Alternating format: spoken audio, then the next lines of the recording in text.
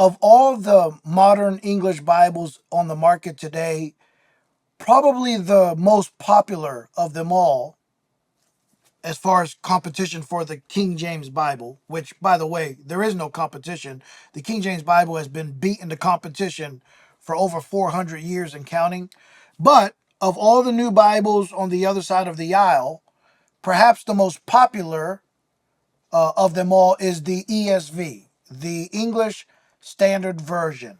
Some have even gone so far as to try to say that the ESV is really just another revision or update of the King James Bible, which nothing could be further from the truth. It is definitely a critical text-based Bible. You're going to find in it all the same corruptions that you would find, many of the same corruptions that you would find in the NIV, the New ASV, and all the other Bibles we've always complained about and preached against.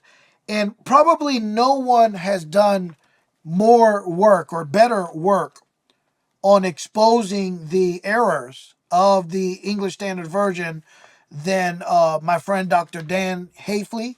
And Dr. Dan Hafley was just recently in a debate with someone that was trying to claim that the King James Bible is not readable anymore, which is not true, but that's another subject that we discuss in other videos. But in regard to the English Standard Version, Dr. Hafley brings out a lot of good points as far as how erroneous, how defective is the ESV. But he brought out something in his book that was very intriguing to me. When he talked about the textual basis of the ESV, according to their own preface, they give you in the preface or in the introduction to the ESV, you will find a list of the different resources that they used, the base text. And for the Old Testament, the base text that they used is the Biblia Hebraica Studgartensia. I have a copy of it right here. Okay, the Biblia Hebraica Studgartensia, the 1983 edition of the Old Testament, edited by a fellow named Rudolph Kittle. Rudolph Kittle. Who is this Rudolph Kittle guy?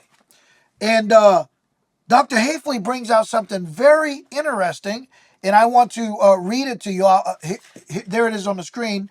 Dr. Hafley says, quote, Rudolph Kittle and his son Gerhard Kittle were both members of the Nazi Party.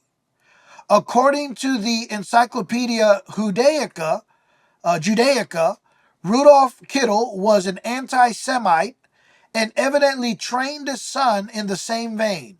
In 1946, Gerhard Kittle, who is largely responsible for much of the writing and editing of Kittle's dictionary, was tried as a Nazi war criminal and found guilty.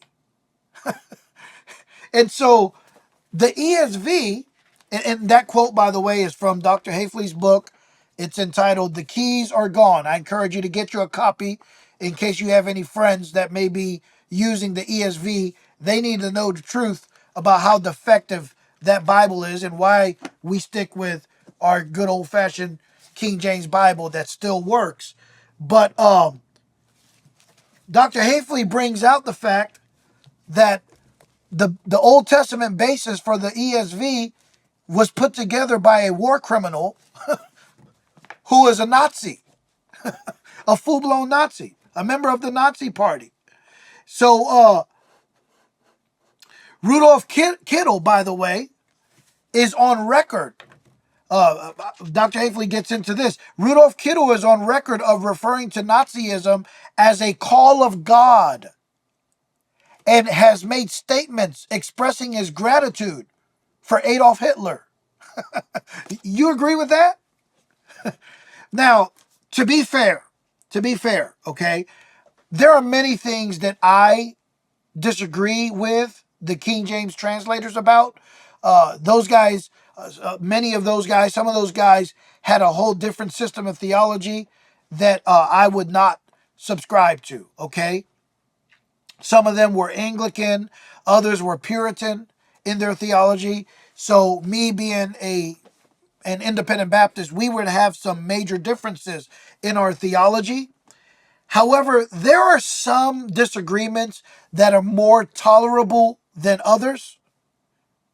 Okay, there are certain things we can disagree on, but I could still forgive you for that. It's not a hill I would die on. It's not a test of fellowship for me. But I would have to draw the line at Nazism.